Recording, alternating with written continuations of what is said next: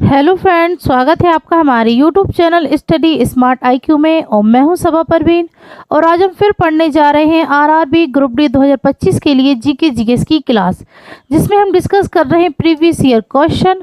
और ये हमारी क्लास 61 है और इससे पहले हम 60 क्लासेस से कर चुके हैं।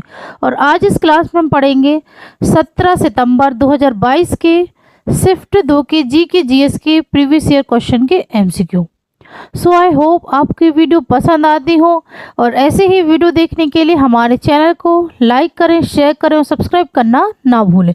तो चलिए स्टार्ट करते हैं क्लास।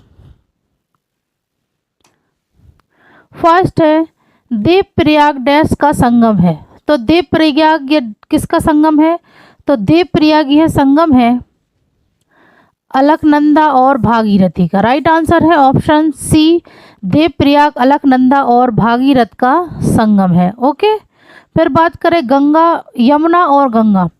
तो यमुना नदी यह गंगा नदी की सहायक नदी है, ठीक है ना, सहायक नदी है यमुना नदी। ओके, यमुना नदी ये गंगा की सहायक नदी है और इन दोनों के संगम को त्रिवेणी संगम के नाम से जाना जाता है। ठीक है, यमुना और गंगा के संगम को त्रिवेणी संगम के नाम से जाना जाता है। फिर है सतलज और सिंधु।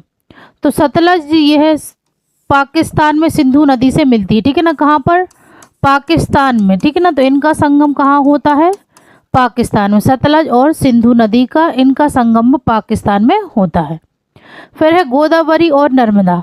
तो गोदावरी और नर्मदा ये दोनों एक दूसरे से कहीं भी नहीं मिलती, ठीक है ना, क्योंकि गोदावरी यह निकलती है त्र्यंबकेश्वर नासिक महाराष्ट्र से। ठीक है, त्र्यंबकेश्वर नासिक महाराष्ट्र से यह निकलती है गोदावरी नदी। और नर्मदा नदी यह निकलती है अनूपपुर जिला अमरकंटक पहाड़ियाँ, अमरकंटक पहाड़ियाँ मध्य प्रदेश से यह निकलती हैं। ठीक है, नर्मदा नदी इन दोनों का ही संगम एक दूसरे के साथ नहीं होता है। ठीक है, गोदावरी और नर्मदा। नर्मदा नदी यह मध्य प्रदेश की जीवन रेखा है। ठीक है, मध्य प्रदेश की जीवन रेखा कहा जाता है नर्मदा नदी को। ओके, चलिए तो हम नेक्स्ट करते हैं। नेक्स्ट है निम्नलिखित में से किस भारतीय भाषा को भारत सरकार के संस्कृति मंत्रालय द्वारा शास्त्रीय भाषा के रूप में वर्गीकृत नहीं किया गया है? तो 2022 के अनुसार, ठीक है ना, भारतीय भाषा को भारत सरकार के संस्कृत मंत्रालय द्वारा शास्त्रीय भाषा के रूप में वर्गीकृत नहीं किया गया है। तेलुगु, संस्कृत, बंगाली या तमिल। तो शास्त्रीय भाषा के रूप में वर्गीकृत नहीं किया गया था, तो ये है बंगाली भाषा को। ठीक है, राइट आंसर है ऑप्शन सी, बंगाली। बाकी तेलुगु, संस्कृत, तमिल यह शास्त्रीय भाषाओं के रूप में लिया गया था। ठीक है, जो कि बंगाली भाषा है, तो अब इसे 2024 में शास्त्रीय भाषा में रूप में वर्गीकृत किया गया है। ठीक ना, 2024 में बंगाली भाषा को शास्त्रीय भाषा के रूप में वर्गीकृत किया गया है। ठीक है, पहले 2022 तक कितनी भाषाएं थी हमारे पास? शास्त्रीय से 6 भाषाएं थी और 2024 में 5 भाषाएं और जुड़ गई, जिसके कारण अब कितनी 11 शास्त्रीय भाषाएं हो गई। ठीक है ना, 11 शास्त्रीय भाषाएं हैं अब हमारे पास। ठीक है, 2024 के अनुसार। ठीक है, तो इसमें कौन कौन सी भाषाएं हैं शास्त्रीय भाषाएं? तो तेलुगु, संस्कृत, बंगाली, तमिल तो ये हो गई। इसके अलावा कन्नड़, मलयालम, उड़िया, कन्नड़, मलयालम, उड़िया। फिर उसके बाद 2024 में जुड़ी थी प्राकृत, पाली, मराठी, असमिया और बंगाली। ठीक है, तो ये कितनी 11 भाषाएं हैं जो कि अब शास्त्रीय भाषाएं। ठीक है ना, 1 2 3 4 5 6 7 8 9 10 11। ओके, तो ये पूरी 11 भाषाएं हैं जो कि शास्त्रीय भाषाओं का दर्जा दिया गया है इन्हें। ओके, चलिए तो हम नेक्स्ट करते हैं। नेक्स्ट है पार्श्वनाथ मंदिर किस राज्य में स्थित है? तो पार्श्वनाथ मंदिर ये किस राज्य में स्थित है? मध्य प्रदेश, राजस्थान, कर्नाटक या केरल? तो पार्श्वनाथ मंदिर यह स्थित है राजस्थान में। राइट आंसर है ऑप्शन बी, राजस्थान में पार्श्वनाथ मंदिर स्थित है और यह जैन धर्म के 23वें तीर्थंकर पार्श्वनाथ को यह मंदिर समर्पित है। ठीक है ना, पार्श्वनाथ मंदिर यह जैन धर्म से संबंधित, ठीक है ना, जैन धर्म का यह है और ये जैन धर्म के 23वें तीर्थंकर पार्श्वनाथ को समर्पित है। ठीक है ना, पार्श्वनाथ को यह समर्पित है मंदिर जो कि राजस्थान में है। ओके, चलिए नेक्स्ट करते हैं। नेक्स्ट है, निम्नलिखित समाज सुधारकों में से किसने बारनोपोरिचोय नामक पुस्तक लिखी है? तो इन समाज सुधारकों में से किसने बारनोपोरिचोय नामक पुस्तक लिखी थी? देवेंद्रनाथ टैगोर, ईश्वरचंद्र विद्यासागर, स्वामी विवेकानंद या द्वारकानाथ गांगुली? तो किसने लिखी है बारनोपोरिचोय नामक पुस्तक? तो ये लिखी है ईश्वरचंद्र विद्यासागर ने। राइट आंसर है ऑप्शन बी, ईश्वरचंद्र विद्यासागर। ईश्वरचंद्र विद्यासागर ये एक समाज सुधारक थे और इन्होंने विधवा पुनर्विवाह में भी योगदान दिया था। ठीक है, ईश्वरचंद्र विद्यासागर ने। देवेंद्रनाथ टैगोर, इन्होंने ये भी समाज सुधारक थे, इन्होंने तत्वबोधि समाज की स्थापना की। ठीक है, तत्वबोधि समाज की स्थापना की है देवेंद्रनाथ टैगोर ने। ओके, स्वामी विवेकानंद, तो इनके बचपन का नाम क्या था? तो इनके बचपन का नाम था नरेंद्रनाथ दत्त। ठीक है, नरेंद्रनाथ दत्त ये स्वामी विवेकानंद बचपन का नाम था। स्वामी विवेकानंद इन्होंने 1897 में रामकृष्ण परमहंस की स्थापना की। ठीक है, रामकृष्ण परमहंस मिशन की स्थापना की थी। ठीक है, ये स्थापना इन्होंने अपने गुरु रामकृष्ण के नाम पर की थी इसकी स्थापना। ठीक है, स्वामी विवेकानंद ने। फिर द्वारकानाथ गांगुली, तो द्वारकानाथ गांगुली इन्हें द्वारकानाथ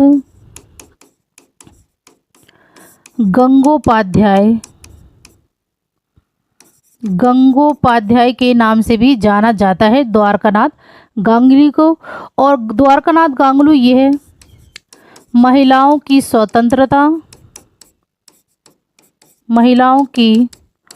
स्वतंत्रता में योगदान दिया था। ठीक है ना, द्वारकानाथ गांगुली ने। ओके, और ये भी एक समाज सुधारक थे।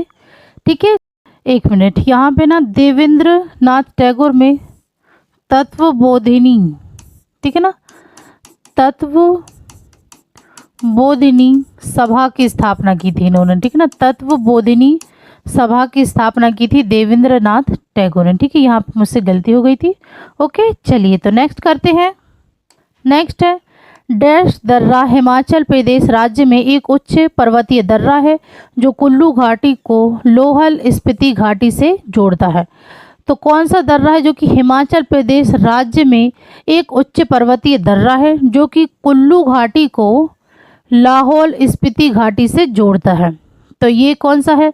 सिपकीला, लिपुलेख, रोहतांग या जोजिला?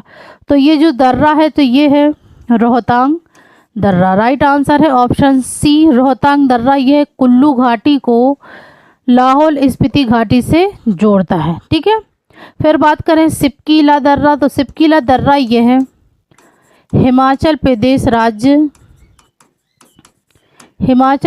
राज्य और तिब्बत की सीमा को जोड़ता है। ठीक है, हिमाचल प्रदेश राज्य और तिब्बत की सीमा को जोड़ता है।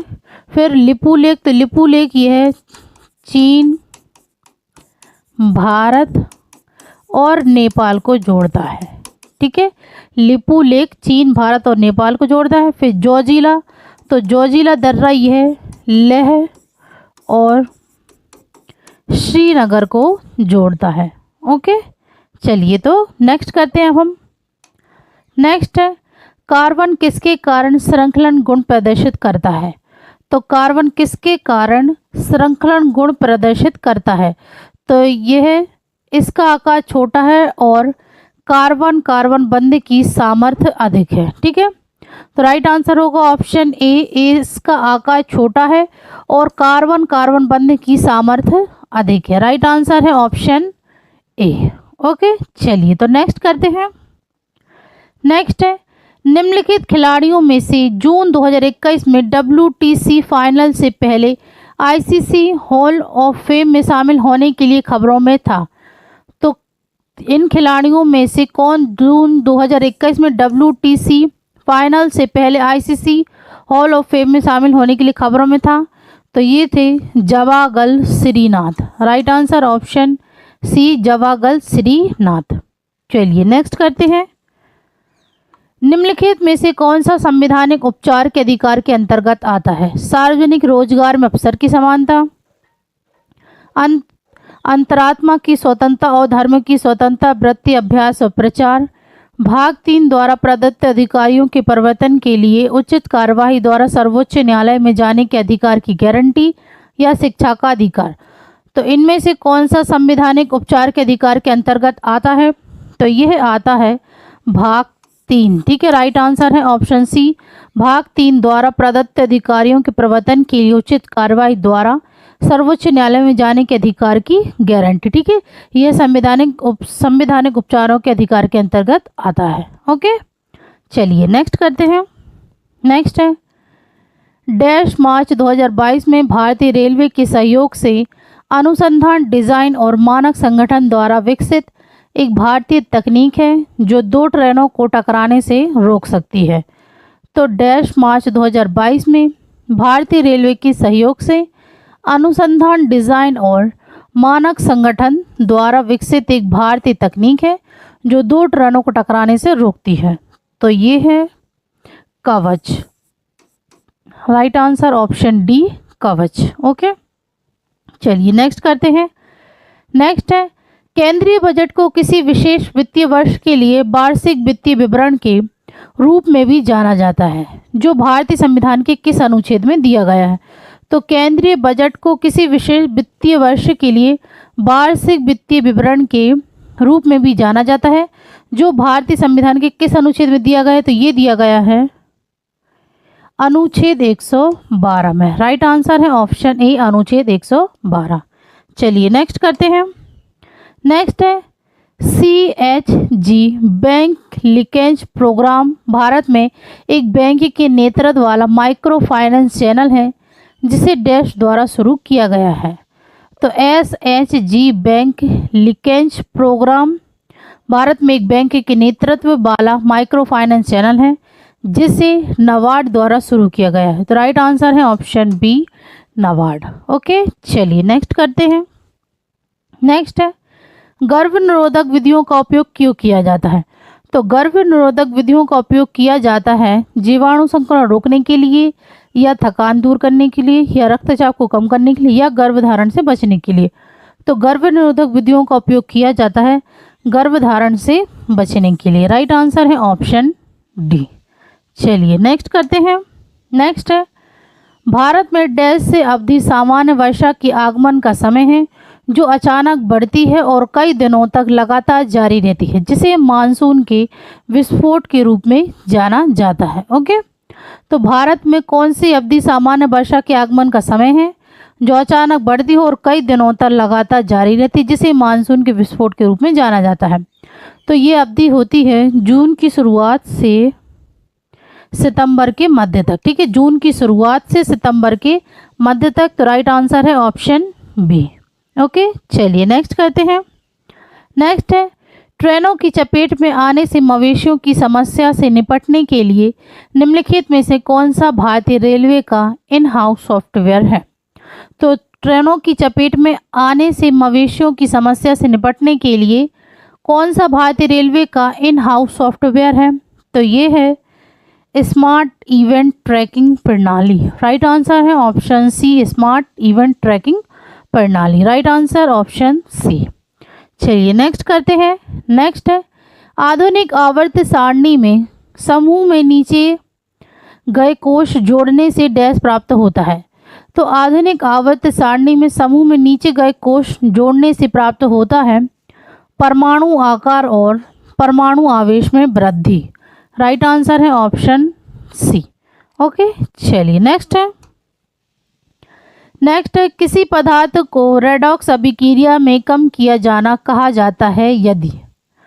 तो किसी पदार्थ को रेडॉक्स अभिक्रिया में कम किया जाना कहा जाता है यदि हाइड्रोजन प्राप्त करता है या ऑक्सीजन खो देता है। तो राइट आंसर है ऑप्शन सी। ठीक है, किसी पदार्थ को रेडॉक्स अभिक्रिया में कम किया जाना कहा जाता है यदि हाइड्रोजन प्राप्त करता है या ऑक्सीजन खो देता है। ओके, चलिए नेक्स्ट करते हैं। नेक्स्ट है, 40 ओम प्रतिरोध एक विद्युत बल्ब को 10 ओम प्रतिरोध का एक कंडक्टर 10 वोल्ट बैटरी से जुड़े हुए हैं। परिपथ का कुल प्रतिरोध बताना है। तो परिपथ का यहाँ पे पूछा गया है कुल प्रतिरोध। तो हमारे पास कुल प्रतिरोध निकालने का सूत्र है, तो RN बराबर है R1 प्लस R2। ठीक है, ये प्रतिरोध निकालने का सूत्र है। तो R1 हमारे पास दिया गया है 40 और R2 दिया गया हमारे पास 10। तो इन दोनों को प्लस करेंगे तो कितना आएगा 50। तो हमारे पास कुल प्रतिरोध कितना आ गया है, तो ये आ गया है 50 ओम। तो राइट आंसर होगा ऑप्शन ए 50 ओम। ओके, चलिए नेक्स्ट करते हैं। दिल्ली उच्च न्यायालय की स्थापना किस वर्ष की गई थी। तो दिल्ली उच्च न्यायालय की स्थापना 1966 में की गई थी। ठीक है, राइट आंसर है ऑप्शन ए 1966। चलिए नेक्स्ट करते हैं। नेक्स्ट है, कुछ शहरों और कस्बों में कुछ नगर पालिकाओं द्वारा अलग अलग रंग के कूड़ेदान उपलब्ध कराए जाते हैं। नीले रंग का उपयोग डैश एकत्र करने के लिए किया जाता है। तो कुछ शहरों और कस्बों में कुछ नगर पालिकाओं द्वारा अलग अलग रंग के कूड़ेदान उपलब्ध कराए जाते हैं। नीले रंग का उपयोग डैश एकत्र करने के लिए किया जाता है। तो नीले रंग का उपयोग ये पुनः प्रयोज्य अपशिष्ट को एकत्र करने के लिए किया जाता है। Right answer option D. Okay, चलिए नेक्स्ट है। निम्नलिखित में से किस वर्ष में प्रधानमंत्री की अध्यक्षता में योजना आयोग की स्थापना की गई और इसलिए पंचवर्षीय योजनाओं का युग शुरू हुआ। तो किस वर्ष में प्रधानमंत्री की अध्यक्षता में योजना आयोग की स्थापना की गई और इसलिए पंचवर्षीय योजनाओं का युग शुरू हुआ। तो इसकी स्थापना की गई थी 1950 में। राइट आंसर है ऑप्शन डी 1950 में, और इसलिए पंचवर्षीय योजनाओं का युग शुरू हुआ। ठीक है, तो पहली पंचवर्षीय योजना ये शुरू हुई थी, पहली पंचवर्षीय योजना तो यह 1951 से 1956 तक चली थी। ठीक है ना, पहली पंचवर्षीय योजना की शुरुआत हुई थी 1951 में। ओके, चलिए नेक्स्ट करते हैं।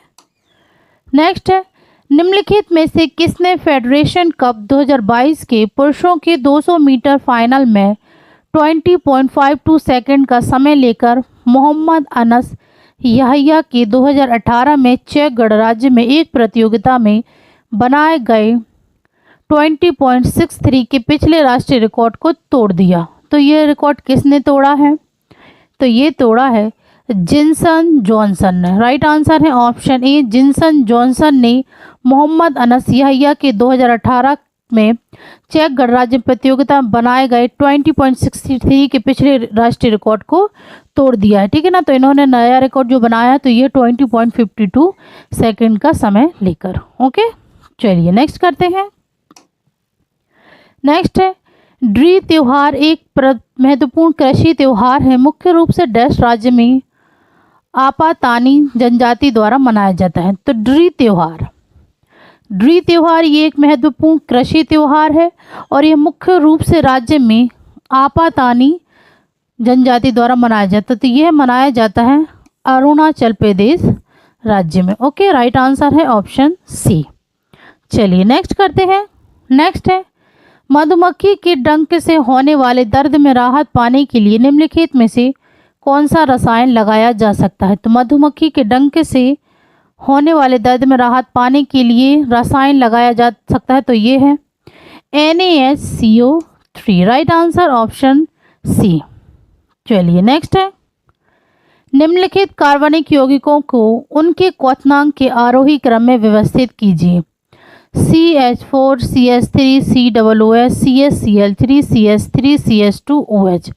तो इन कार्बनिक यौगों को उनके क्वथनांक के आरोही क्रम में व्यवस्थित करना है। तो ये है CH4 फिर CHCl3, ठीक है, सबसे पहले CH4, CH Cl3, CH3 CH2 और फिर है CH3 COOH। तो first, second, third and fourth, तो राइट आंसर है ऑप्शन डी। ओके, चलिए नेक्स्ट करते हैं। दी गई अभिक्रिया का एक उदाहरण है 2Al plus Fe2O3Al 2O3 plus 2Fe। तो यह उदाहरण है विस्थापन अभिक्रिया का। राइट आंसर है ऑप्शन सी, विस्थापन अभिक्रिया का यह उदाहरण है। ओके, चलिए नेक्स्ट है। तत्व X के बाहरी कोश में 7 इलेक्ट्रॉन है। आधुनिक आवर्त सारणी के उस समूह का चयन कीजिए जिससे यह संबंधित है। तो तत्व X के बाहरी कोश में 7 इलेक्ट्रॉन है और आधुनिक आवर्त सारणी के उस समूह का चयन कीजिए जिससे यह संबंधित है। तो यह संबंधित है 17वां समूह से। राइट आंसर है ऑप्शन सी, 17वां समूह से यह संबंधित है। ओके, चलिए नेक्स्ट है। 16वें वार्षिक शिक्षा स्थिति रिपोर्ट 2021 के अनुसार निजी स्कूलों में नामांकन दर घटकर डैश हो गई है। तो 16वें वार्षिक शिक्षा स्थिति रिपोर्ट 2021 के अनुसार निजी स्कूलों में नामांकन दर घटकर 24.4% हो गई है। राइट आंसर है ऑप्शन डी। ओके, चलिए नेक्स्ट है। मार्च 2022 में कर्नाटक उच्च न्यायालय के मुख्य न्यायाधीश कौन थे? तो मार्च 2022 में कर्नाटक उच्च न्यायालय के मुख्य न्यायाधीश तो ये थे Rituraj Awasthi. Right answer option B. Okay, चलिए नेक्स्ट है। पहला आर्तव प्रवाह यौवनारंभ में शुरू होता है, इसे क्या कहा जाता है? तो पहला आर्तव प्रवाह यौवनारंभ में शुरू होता और इसे कहा जाता है रजोदर्शन। राइट आंसर है ऑप्शन डी, रजोदर्शन। ठीक है, जो कि पहला आर्तव प्रवाह यौवनारंभ में शुरू होता है। ओके, तो इसे रजोदर्शन कहा जाता है। चलिए नेक्स्ट है। नियोक्ता द्वारा अपने कर्मचारियों को किसी भी वित्तीय क्षतिपूर्ति से कई अधिक दिए जाने वाले भत्तों के लिए किस शब्द का उपयोग किया जाता है? तो नियोक्ता द्वारा अपने कर्मचारियों को किसी भी वित्तीय क्षतिपूर्ति से कई अधिक दिए जाने वाले भत्तों के लिए किस शब्द का उपयोग किया जाता? तो ये किया जाता है सीमांत, नहीं, ये किया जाता है अनुषंगी लाभ का। ठीक है, राइट आंसर है ऑप्शन बी, अनुषंगी लाभ शब्द का उपयोग किया जाता है। ओके, चलिए नेक्स्ट है। मानव के अमाशय द्वारा कौन सा अम्ल उत्पादित होता है? तो मानव के अमाशय द्वारा अम्ल उत्पादित होता है तो ये होता है HCl। Right answer option D. Okay, चलिए नेक्स्ट है। पंचायत के चुनाव डैश द्वारा आयोजित किए जाते हैं। तो पंचायत के चुनाव ये आयोजित किए जाते हैं राज्य चुनाव आयोग के द्वारा। राइट आंसर है ऑप्शन ए। चलिए नेक्स्ट करते हैं। नेक्स्ट है, प्रकाश संश्लेषण से गुजरने वाले हरे पादप ऊतकों के लिए डैश एक अपशिष्ट उत्पाद है। तो प्रकाश संश्लेषण से गुजरने वाले हरे पादप ऊतकों के लिए एक अपशिष्ट उत्पाद है अमोनिया, कार्बन डाइऑक्साइड, ऑक्सीजन या यूरिया। तो जो प्रकाश संश्लेषण से गुजरने वाले हरे पादपों के लिए डैश एक अपशिष्ट उत्पाद है तो ये है oxygen. Right answer option C. Okay, चलिए नेक्स्ट है। पेशियों में ऐंठन किसके कारण होता है? तो पेशियों में ऐंठन ये किसके कारण होता है? तो ये होता है पेशियों तक ऑक्सीजन की आपूर्ति में कमी। राइट आंसर है ऑप्शन सी। ओके, चलिए नेक्स्ट है। उत्तल दर्पण का मुख्य फोकस कहाँ स्थित है?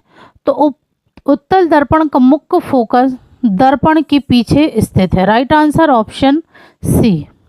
नेक्स्ट है। निम्नलिखित में से कौन सा भाग मूत्राशय और वृक्क को जोड़ता है? तो कौन सा भाग जो कि मूत्राशय और वृक्क को जोड़ता है? तो यह जोड़ता है मूत्रवाहिनी। Right answer option D. Next है।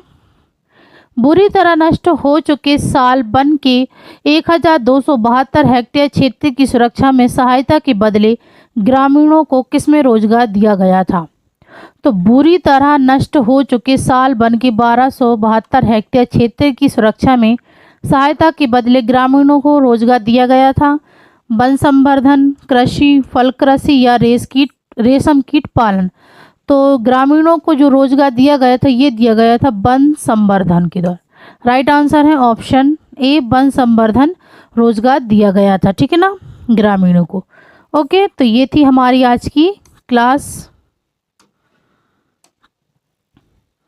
सो आई होप आपकी वीडियो पसंद आई हो, और ऐसे ही वीडियो देखने के लिए हमारे चैनल को लाइक करें, शेयर करें और सब्सक्राइब